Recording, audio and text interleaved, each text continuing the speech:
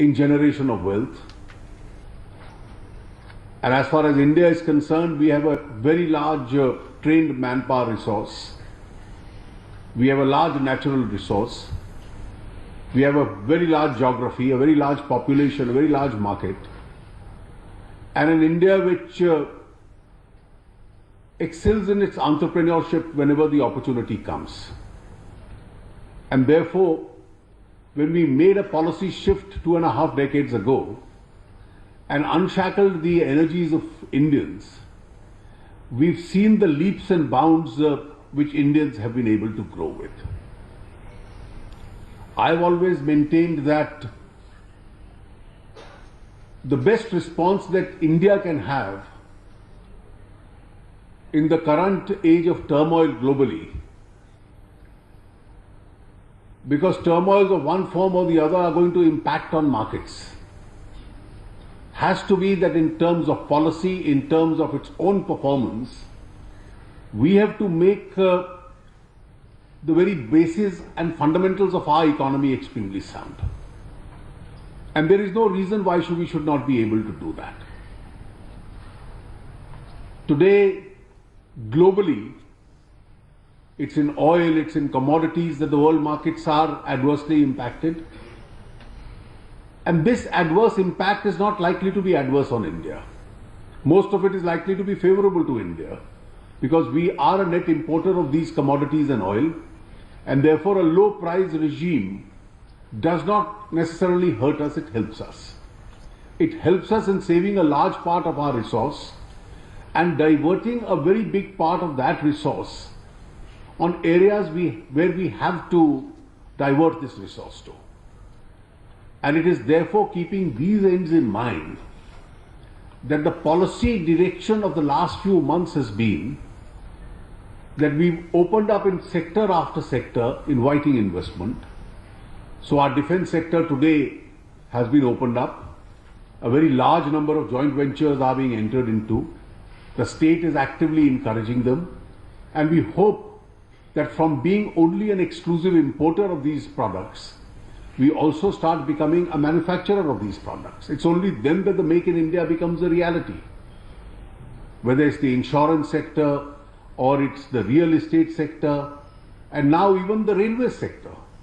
We've opened up for infrastructure investment in the railways so that India can transform our railways, which has been traditionally a very powerful mode of travel in India, into a world-class railway itself. And therefore the emphasis has been to use the present global situation and the fiscal space that it allows us to divert a large part of our national resource into infrastructure, highway construction, ports, modernization of airports, railways, to divert it into irrigation. And these are the sectors where we are making this emphasis into. And I am quite certain that with the emphasis in these sectors, there would be a very large number of US investors in infrastructure, into the other financial markets in India, into areas of clean energy, which is a huge program. We have the largest program globally as far as clean and renewable energy is concerned, into areas such as hospitality.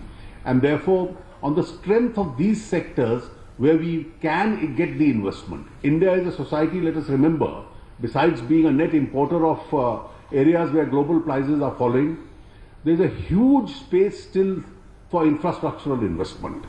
And this space to the investor also provides a large amount of return. And it's therefore extremely important that we utilize the current opportunity in strengthening those parameters of real economy as far as India is concerned. And it's extremely necessary for that. We need to have several internal changes in India. We need a change in India in terms of quick decision making. We need a change in India in having a stable policy regime. We need a change in India in having a very predictable taxation system.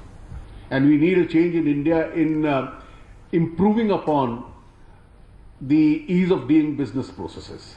And I must mention here that as far as the last two are concerned, it's still work in progress as far as India is concerned. Some processes have been eased.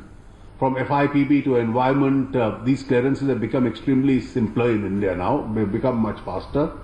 But this has to now percolate down to the level of the states and even the local bodies, which are all involved in the process of granting quick disposal and permission so that they can attract that investment into their regions.